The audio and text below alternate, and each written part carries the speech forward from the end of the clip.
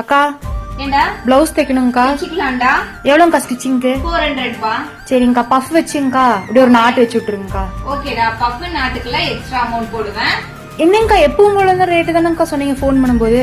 ஆமாப்பா, போன் பண்ணும்போது நாங்க ஸ்டிச்சிங் சார்ஜ் மட்டும் தான் சொல்லுவோம். இப்ப நீங்க நாட் கேக்குறீங்க, பஃப் ஸ்லீவ் கேக்குறீங்க, நெக் ஷேப் மாத்தி கொடுக்க சொல்லி கேக்குறீங்க. நிறைய பேர் வீட்டுல கேக்குறீங்க, வந்துட்டு இதுக்கெல்லாம் எப்படிங்க எக்ஸ்ட்ரா? அதே நூல்ல தானே, கொஞ்சம் அடிச்சு கொடுத்துருங்களேன் அப்படிங்கிறீங்க.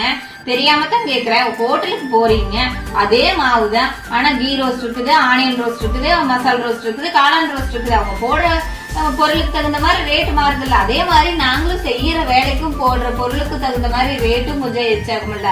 அது மட்டும் என்ன அதே நூல்ல அடிச்சு கொடுத்துருங்க அப்படிங்கிறீங்க. நாங்களும் இதுக்கு டைம் ஸ்பெண்ட் பண்ணி தான் நாட் வைக்கணும், நெக் ஷேப் மாத்தணும், பஃப் ஸ்லீவ்னா பஃப் ஸ்லீவ் வைக்கணும். அதனால இனி யார் வந்தீங்கன்னாலும் கோவிச்சுக்காம இந்த மாதிரி எக்ஸ்ட்ரா சின்ன சின்ன வேலைகள் கொடுக்குறீங்க அப்படின்னா அதுக்கு நாங்களும் எக்ஸ்ட்ரா ரேட் சொல்லுவோம், அதை நீங்களும் கொடுத்துருங்க.